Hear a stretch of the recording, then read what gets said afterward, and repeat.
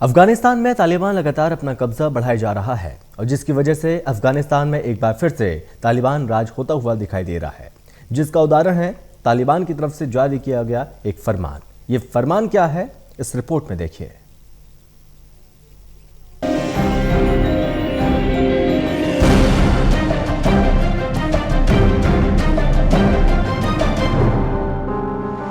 तालिबानी सजा का नाम तो आपने सुना ही होगा, लेकिन अब जल्द ही आपको ये सजा देखने को भी मिलेगी।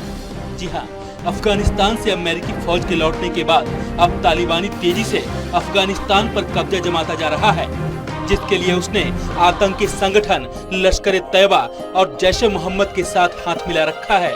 और अफगानिस्तान के कुल 375 जिलों में से 200 जिलों में तालिबानी लड़ाकों और अफगान सुरक्षा बलों के बीच जंग हो रही है। वहीं पाकिस्तान में तालिबानी लड़ाकों को प्रशिक्षण भी दिया जा रहा है। साथ ही दावा है कि उसने अफगानिस्तान के 85% हिस्से पर कब्जा भी कर लिया है, जिसके बाद तालिबान की तरफ से एक फरमान जारी किया गया है, जिसमें कई तरीके के आदेश हैं, जिसके उल्लंघन पर तालिबान ने सख्त सजा की बात कही है। वहीं तालिबान की तरफ से जारी इस आदेश में क्या क्या नियम है, आइए आपको बताते हैं। इसमें सबसे पहला नियम है महिलाओं को घर से बाहर निकलने पर पाबंदी। महिलाएं मर्दों के बिना बाजार नहीं जा सकती, बाहर जाने के लिए उन्हें इजाजत लेनी होगी। साथ ही पुरुषों के लिए दाढ़ी रखने को भी निर्देश दिया गया है। वहीं सिगरेट या बीड़ी पीने पर भी रोक लगा दी गई है। वहीं चोरी करने वालों के हाथ काटने की भी बात कही गई है।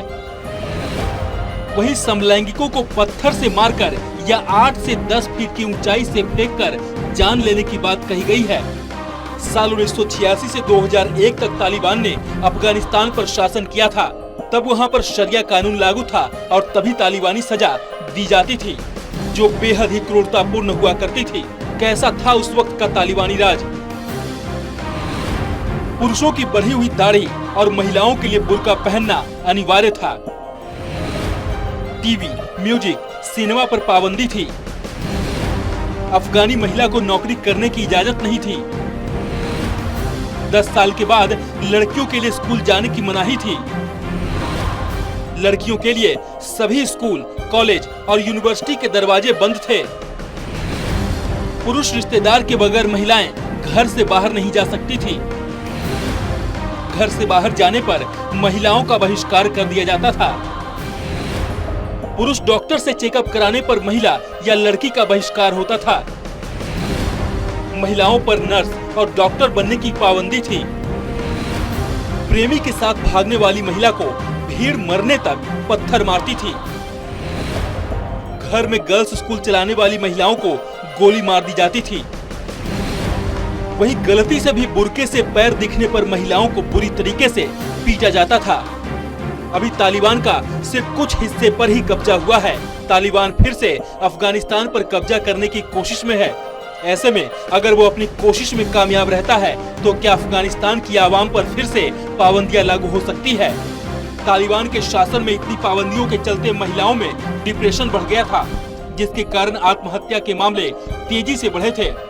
वहीं संयुक्त राष्ट्र में भी कुछ दिन पहले चेतावनी दी है कि तालिबान आने वाले दिनों में कई राज्यों पर कब्जा कर सकता है, लेकिन उसे कैसे रोका जाए या इस चरमपंथी संगठन के खिलाफ क्या कदम उठाया जाए, इस मुद्दे पर समाधान के रूप में केवल शांति वार्ता की बात की जाती है। बहरहाल अब देखने वाली बात होगी कि फिर से लौट रहे तालिबान राज को रोकने के लिए नॉर्दर्न अलायंस के साथ बाकी देश क्या कुछ कदम उठाते हैं। Special desk, total news.